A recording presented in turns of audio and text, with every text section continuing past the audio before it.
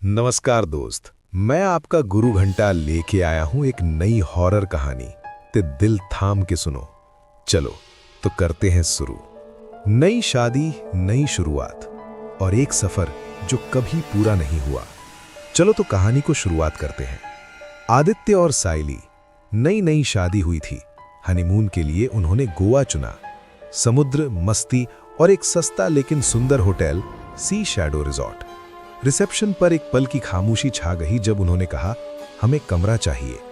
Receptionist ने धीरे से पूछा, कमरा नंबर 302 चलेगा? कमरा 302। कमरा बड़ा था, लेकिन अंदर घुसते ही अजीब सी ठंड महसूस हुई। दीवार पर एक पुराना बड़ा आईना लगा था। सायली ने कहा, आदित्य, इस आईने से मुझे अच्छा फील नहीं आ रहा। आदित्य हंस पड़ा। रात की ठीक 12:02 पर लाइट अपने आप झपकने लगी। आईने में उनकी परछाई थोड़ी देर से हिल रही थी। फिर आईने में एक औरत दिखाई दी। सफेद साड़ी, खुले बाल और लाल चमकती आंखें। एक धीमी आवाज आई, ये कमरा मेरा है। सायली डर से कांपने लगी। अचानक दरवाजा जोर से बंद हुआ। आईने से एक हाथ बाहर निकला। कहते हैं, मौत के बाद सुकून मिलता है, लेकिन कुछ आत्माएं अधूरी शादी, अधूरा प्यार और अधूरी मौत लेकर वापस लौटती हैं। रात खत्म नहीं हुई। सायली के गायब होने के बाद आदित्य को पुलिस स्टेशन ले जाया गया। पुलिस पूछती रही, तुम्हारी पत्नी कहाँ है? आदित्य बस एक ही बात दोहराता रहा, वो आईने के अंदर है। सबने उसे पागल समझ लिया। उसी रात पुलिस स्टेशन के लॉकअप में आदित्य ने सामने लगे आईने में देखा।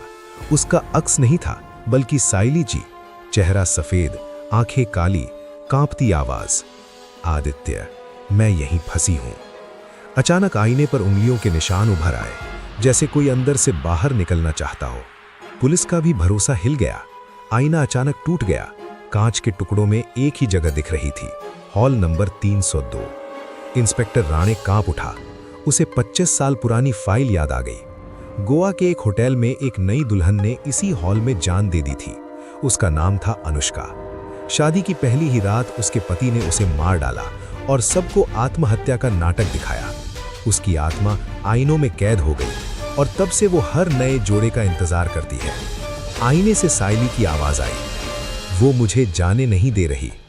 फिर 2 हाथ दिखाई दिए, एक सायली का, एक अनुष्का का, और अनुष्का की फुसफुसाती आवाज, एक दुल्हन मरी थी, अब दूसरी चाहिए।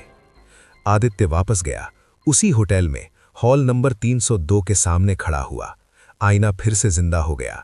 अंदर से सवाल आया, कौन मरेगा? आदित्य बोला, मेरी शादी पूरी कर दो, मेरी जान ले लो। सुबह हॉल 302 खोला गया। आदित्य गायब था। सायली पलंग पर बैठी थी, लेकिन उसकी आंखों में हल्की लाल चमक थी और आईने में आदित्य मुस्कुरा रहा था। कभी कभी जिसे हम बचा लेते हैं, वही हम नहीं रहते। आईना सिर्फ चेहरा नहीं दिखाता, कभी कभी वो भी दिखा देता है जो मर चुका होता है या जो मरना चाहता है। सायली के गायब होते ही होटल सी शैडो रिजॉर्ट को सील कर दिया गया। आदित्य को पुलिस स्टेशन लाया गया। उसके कपड़ों पर खून नहीं था, लेकिन उसकी आंखों में डर जम चुका था। वो बार बार बस एक ही बात कह रहा था, 302, उसे भूख लगी है। रात 12:02 पर पुलिस स्टेशन की लाइट्स अपने आप झपकने लगी। दीवार पर लगा आईना हल्के हल्के धुंधला होने लगा और उसमें दिखाई दिया हॉल नंबर 302। अंदर सायली खड़ी थी, लेकिन उसकी परछाई उससे अलग हिल रही थी। सायली की आवाज आई, आदित्य, वो मेरे पीछे खड़ी है। वो कौन थी? आईने में एक और औरत उभरी, सफेद साड़ी, गले पर गहरे निशान, टूटी हुई हंसी। उसने कहा, मेरा नाम अनुष्का है। 25 साल पहले उसी हॉल में 302 में उसकी शादी की पहली रात थी। पति ने उसका गला दबाया और आईने के सामने उसे मरने के लिए छोड़ दिया। मरते वक्त उसकी आखिरी नजर आईने पर पड़ी थी और तब से वो आईने में जिंदा है। अनुष्का फुसफुसाई, हर नई दुल्हन मेरी जगह लेती है। एक मरेगी तो दूसरी आजाद होगी। सायली रोती रही, आईने पर हाथ मारती रही, लेकिन आईना अब दरवाजा बन चुका था।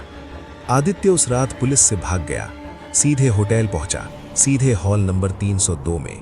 हॉल के अंदर आईना फिर से साफ था। अंदर से आवाज आई, तू किसे बचाना चाहता है? आदित्य बोला, अपनी पत्नी को, अनुष्का हसी, तो तुझे मेरी जगह लेनी होगी. पुढील भाग 2 बघण्यासाठी चॅनलला सबस्क्राईब करा आणि लाईक करा. तुमचा गुरु पुढील भाग घंटाल. बघण्यासाठी चॅनलला सबस्क्राईब करा, लाईक करा, कॉमेंट करा.